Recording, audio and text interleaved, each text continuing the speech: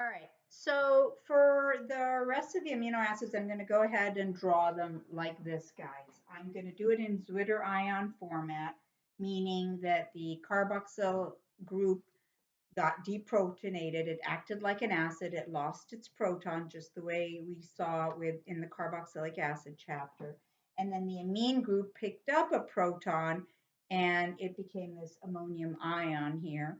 Um, and I've switched it around and made it this way to show you the L.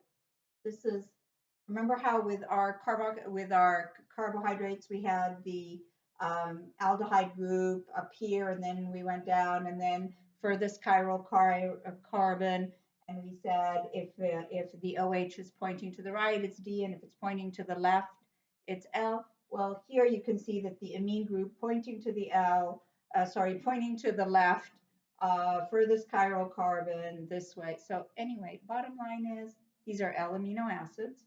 This is the zwitterion format, and now we're just going to change the R groups.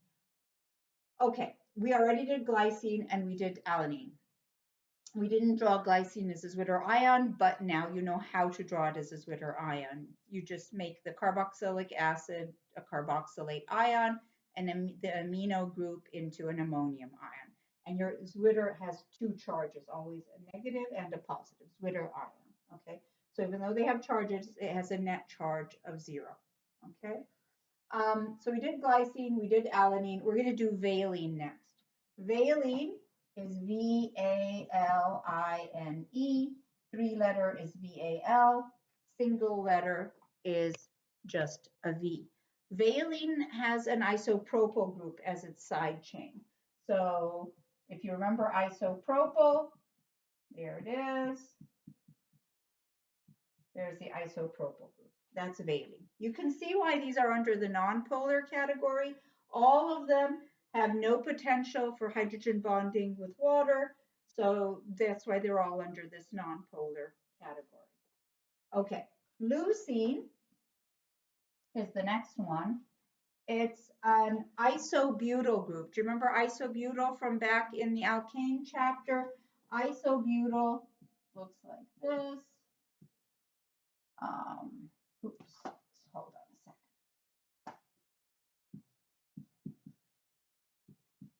So it's like an isopropyl with an extra carbon. Remember that? So this is an isobutyl group that is leucine. That's this one, leucine. So leucine is L-U-C-I-N-E. 3-letter is L-E-U. Single letter is L. There's leucine. Leucine is an isobutyl group. Again, you can see the bulkiness here, very non-polar. All right, isoleucine. Notice I haven't touched any of this. I'm just changing the R group. Isoleucine is a sec-butyl. Remember sec-butyl? All right, so that's the one that has at the second carbon hooked up. There you go. There's your isoleucine.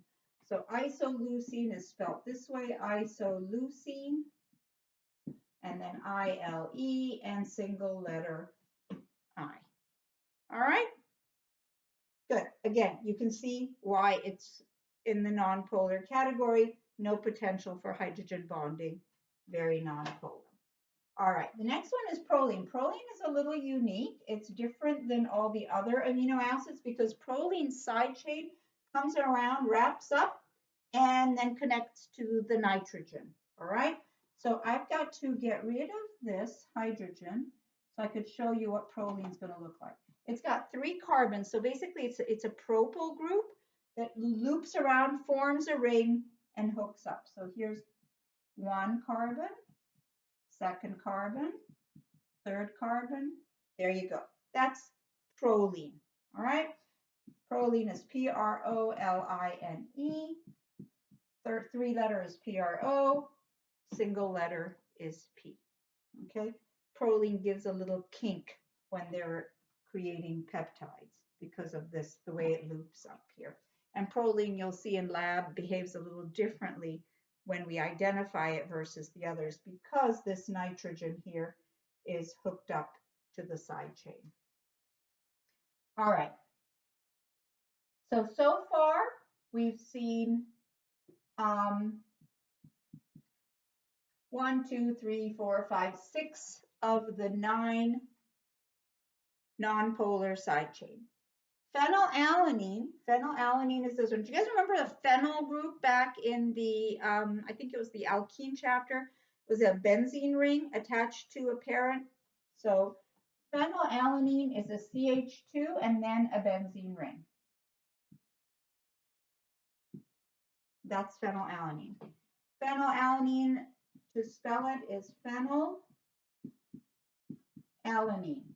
The way you can remember it is a benzene ring is a phenyl, and then extra CH2, that's like an alanine. Alanine was a methyl group, phenylalanine. Phenylalanine has the 3-letter abbreviation PHE, and because we use the P for proline, we're going to just use an F for phenylalanine. So single letter for phenylalanine is F.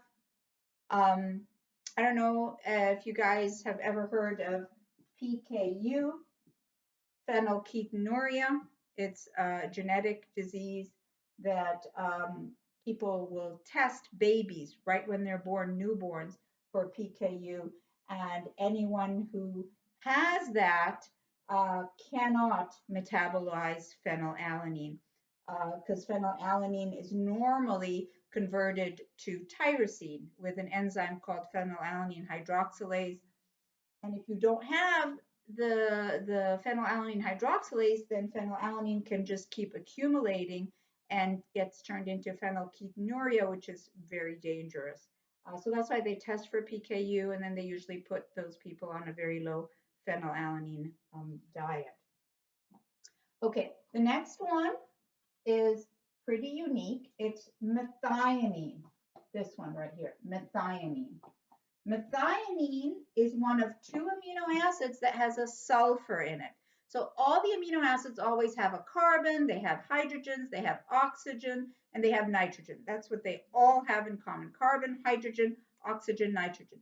But methionine and one other amino acid, cysteine, have sulfur in them. Methionine is a CH2, CH2, and then a sulfur, CH3. Okay? So the name is methionine, and then its single letter is M, 3-letter is MET. And then the last one in this category is tryptophan. You may have heard of tryptophan.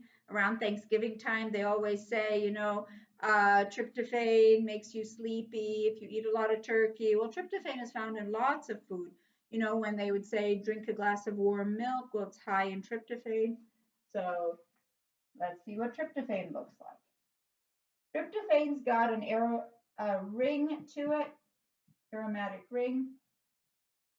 Here we go. So this part is the aromatic ring, just like phenylalanine's got this benzene ring. And we have a hydrogen here. And can't put the double bond there. I got to put it over here. There we go. This is tryptophan. A lot of people will look at this and say, but yeah, this can hydrogen bond. Why is it in the nonpolar category? It's such a bulky molecule, so it's very, the nonpolar portion of it is much more predominant than this small little polar area. So it is in the nonpolar category. Tryptophan is spelled like this, tryptophan. And then the single letter is W. Why is it W? Because we're going to be using the T when we're doing one of the polar side chain amino acids in threonine. All right, so those are the 9 nonpolar side chains. I drew them as L amino acids, which is their most common. This is what you see in your body. And I drew them all as zwitterions, showing you that the carboxyl group loses a proton and the amine group picks up a proton. You may see them not drawn as zwitterions. It just means that this is going to have an H and this is losing. It doesn't have an H here. So this has an H, this loses an H, and that's not zwitterion. Okay, So the next video, we will do the polar and polar neutral, polar acidic, and polar basic.